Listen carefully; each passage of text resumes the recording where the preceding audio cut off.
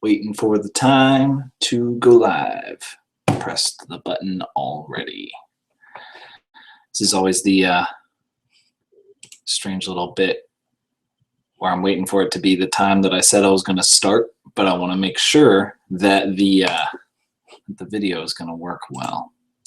So I'm pulling it up on the back end. I'm going to take a look and see if it's showing up where it needs to be showing up, and then we'll get rolling.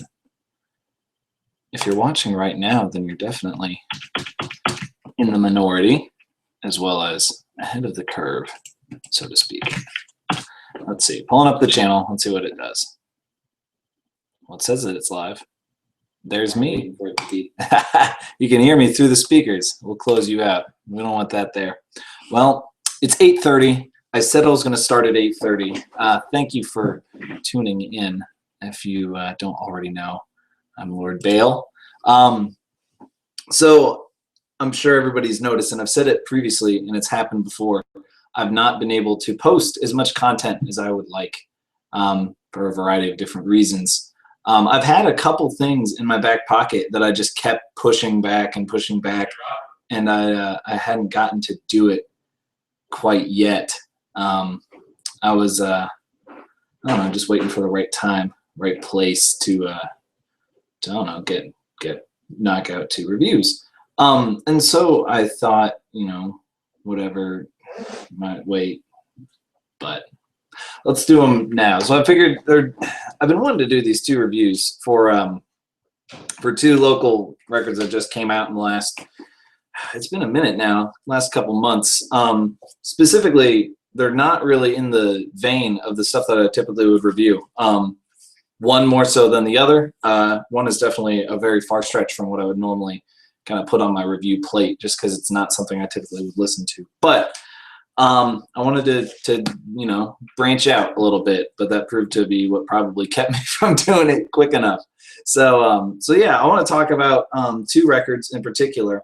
And since they are a little different, I figured I would do this a little differently.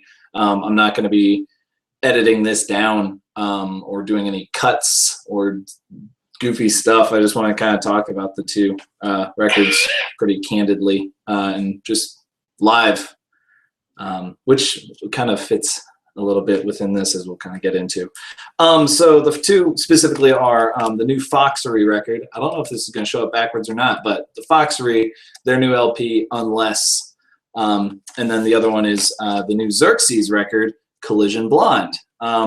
So if you're unfamiliar with either of these bands, Xerxes kind of plays this emotive hardcore thing that's really blown up in the last, you know, 3 to 5 years. I remember hearing about them a while back.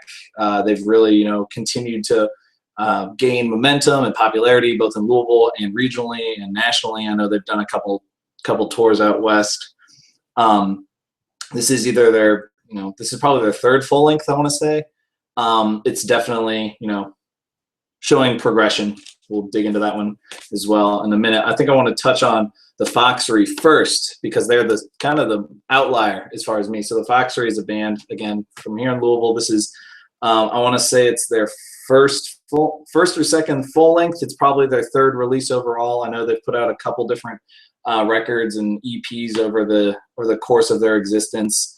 It's maybe it's a ton more. I'm thinking of all these different releases that I've seen them put out, but I don't know what they consider, you know, this is our new album or this is just a demo or an EP. So we'll just say that it's the new record from the Foxery. So recorded here in Louisville. I think, if I recall, the band kind of self-recorded it. The drummer runs, either the drummer or the bassist runs a studio here in town, Church of Wax or House of Wax or something like that, if I recall. And yeah, so they recorded this. I had talked with the guitarist and vocalist John Calvin for a little bit, kind of about the process, you know, our acquaintances. And yeah, it's, you know, I was really excited to get my hands on it. Their you know, previous releases have always been you know, enjoyable. Again, not really my kind of idiom. They do, again, real emotive, maybe like you could call it post-hardcore. Their previous records a little more aggressive than this one maybe. Always kind of teetering that line between the like post-hardcore but the indie rock, and that whole area of music I just am not well versed in, and I'm not ashamed to admit that it's not my forte. Not typically what I would listen to if given kind of the options of what I want to pick. But again, I wanted to branch out. I've been kind of dabbling in that slightly with a couple bands that had been recommended to me. Touche Amore, La Dispute. I'd always enjoyed Me Without You, and some other bands in that kind of vein. So this new record from the Foxery, Unless, general kind of takeaway first, just to get it out there, my first general impressions of it. I enjoyed it. I liked it, but it's definitely one of those records, and this is very cliche to say, it's definitely a record that works better as a whole piece of music than it does an individual song. So putting the record on, letting it spin, going from start to finish is a better experience than picking out 2 or 3 songs, putting them on, and then moving on with your day. I think that the individual songs just, none of them really stood out. I mean, there's good tracks on there. There's ones that I can remember really enjoying. The Sorrow was really good. Patmos was really good. That the first kind of single, Broken Vessels, was enjoyable. It's just I don't know, they just don't really make me remember them aside from all the rest of it. It's a very flowy record. Everything kind of flows into each other. It's organic. It kind of builds and then descends and ascends and descends and crescendos. And it's it's a really good kind of journey that it takes you on. But that's kind of the appeal of this record, is it's the journey that it's making you go through, and you kind of miss that if you're just pulling out 1 or 2 tracks from it. If you want to kind of, as I sometimes do, get into the nitty-gritty and get a little detail-oriented and picky, for lack of a better word. The recording quality is just so different from the things that I've been hearing in town recently. And again, it's probably mostly because this is so different from, the metal scene. Everything's so pristine and everything's Axe Effects and Drumagog or Superior Drummer or Stephen Slate drums, and they take everything and they polish it up and they over compress it and it peaks all the whole time. It sounds like shit. This is a very organic sounding record. You can definitely tell that everything is live mic'd, and the drums and the bass and the guitars, none of them, none of it really pops, but it all blends well. It's really just organic. It's just really kind of good sounding in that sense.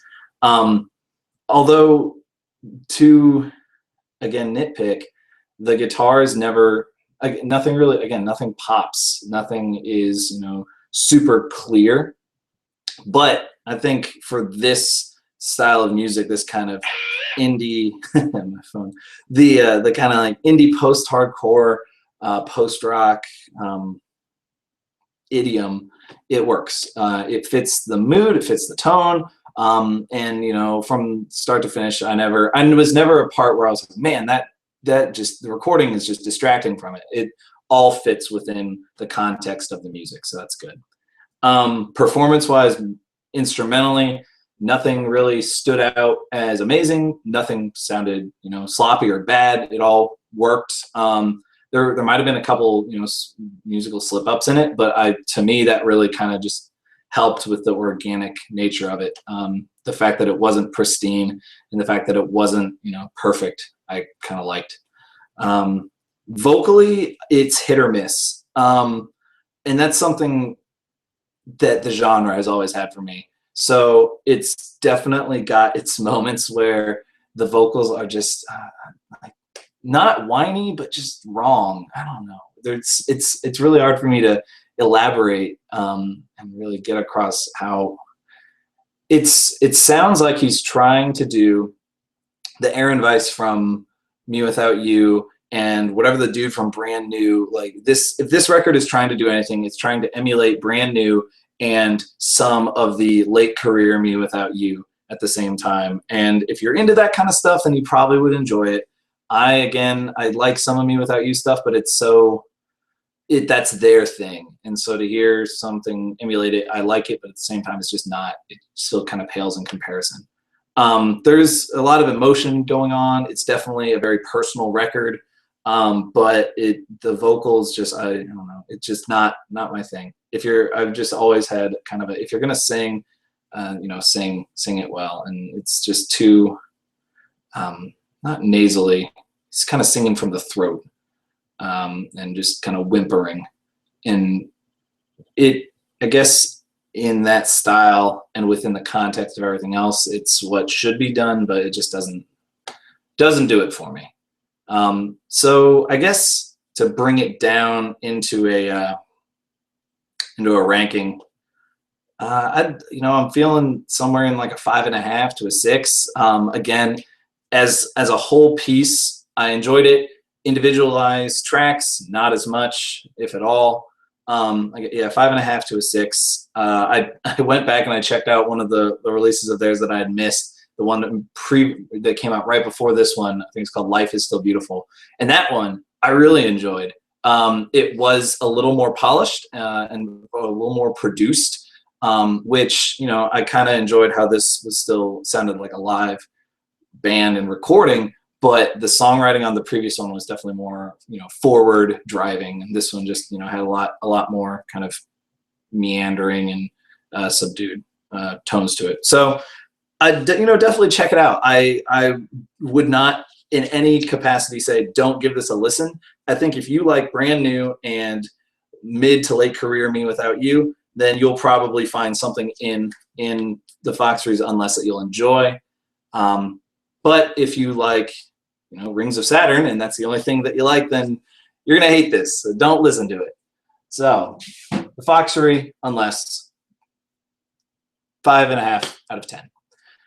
Moving on to Xerxes Collision Blonde, again, another band that just not really in my kind of usual field of listening. I kind of went out on a limb. I saw that they were releasing a new record. I'd never really listened to them at all. I knew what they kind of did. I'd seen them live once way back in college, and I was like, these guys are fucking annoying. They're just up there whining. Get over it. It's all right. But I said, you know what? If I'm doing this music stuff for a little, I'm gonna go ahead and start trying to branch out a little bit. And so yeah, I pre-ordered it and it came in and I gave it a couple listens. And I've I think overall I enjoyed it. It was definitely apparent of where I think a lot of bands that are similar to Xerxes are moving. The big one obviously being I think it's Ceremony. So it's the previous Xerxes efforts, from what I've listened, are the whole like, let's play fast part, and then super sparse like just crying and like, I've got like the two chord vamp with the guitars and the slow like halftime drum beat, and then a fast part, and then a big slow empty crying and whining about stuff part. And that's kind of what has always turned me off against post-hardcore and that thing. This is still within that kind of framework, but they've definitely moved into this throwback retro revival, like back to the roots of 80s punk rock, I guess.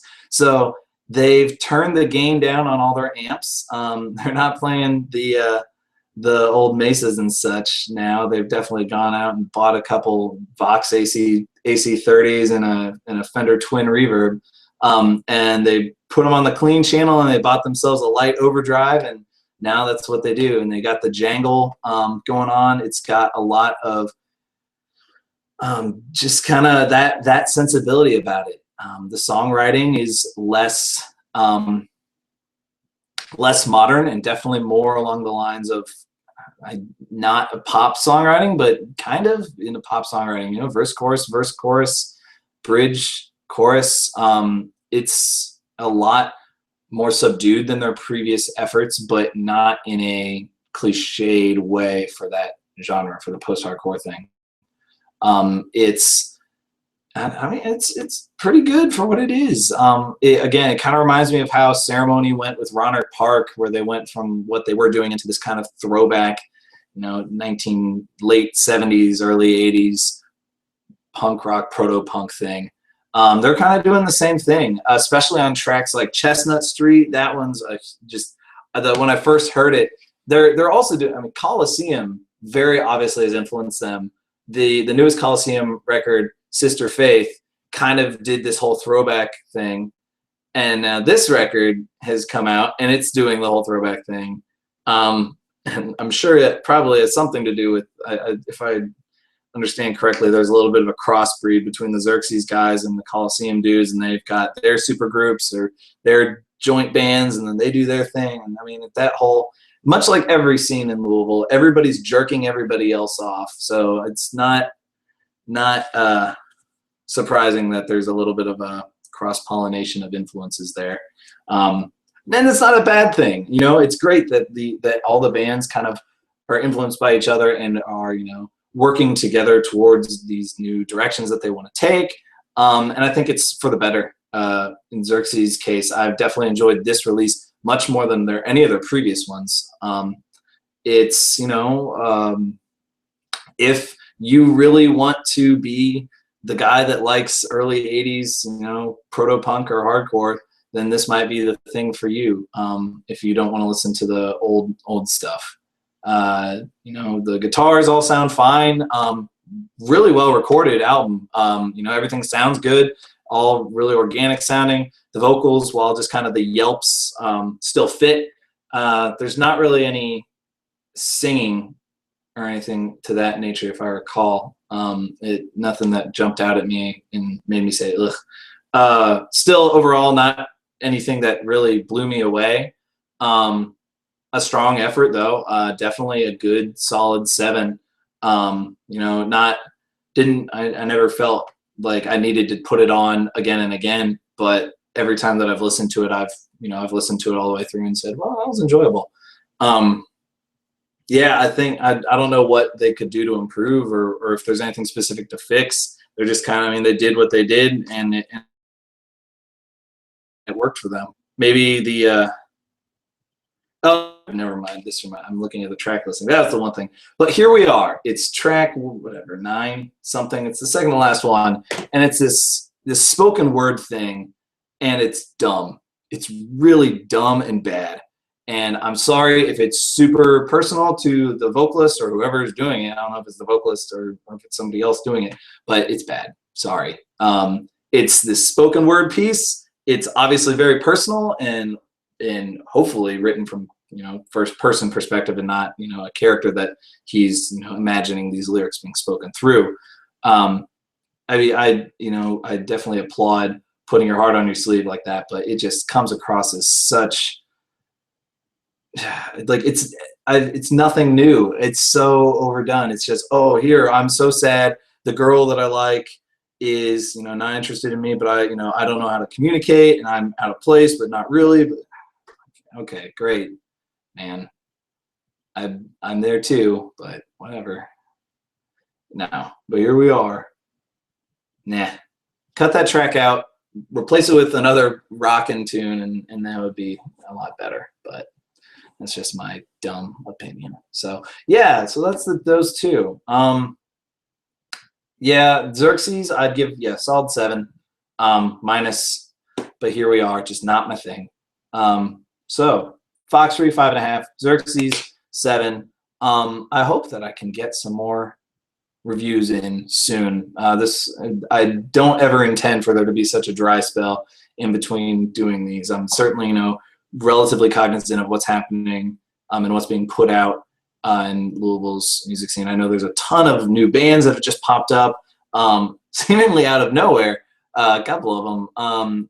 I kind of want to get my hands into the newer, again, another one that I've not been able to get to is the newer Panopticon record. That quick preview, definitely enjoyed that one. That's probably going to be getting a nice solid 8.5, because that's just, oh my goodness, that was really great. So and there's a new band, Sons of Southern Darkness, that definitely threw me a curveball in between their name and what they sound like. So maybe be on the lookout for that one. Just definitely, check out some of my buddies' channels. I think they're doing a really great bang up job. They know what they want to do. That's probably why they put content out way more frequently than I. Definitely check out my good buddy Chris, Crosschop Chris. He just put up some new stuff. His link will be in the description. Always, my buddy Blue Drake. He's putting content up daily, if not multiple times a day. If you like video games, you like watching tactical squad shooters, or any number of different kinds of games, Blue Drake's your guy. Funny dude, really talented musician as well. And then my main boy Bobby just started getting some stuff up for his new channel, Funderful, and it's been great watching him kind of put some more stuff up. I hope he keeps doing that. He's got a real good knack for the whole YouTube and social media thing. As always, I'm Lord Bael. I hope that you've enjoyed watching in a different kind of context from what I normally do with the cuts and the edits and the jumps and all that good stuff. It's been a little different doing a review like this, so hopefully it's been good. Again, I'm Lord Bael. Don't forget to subscribe, and I'll see you next time.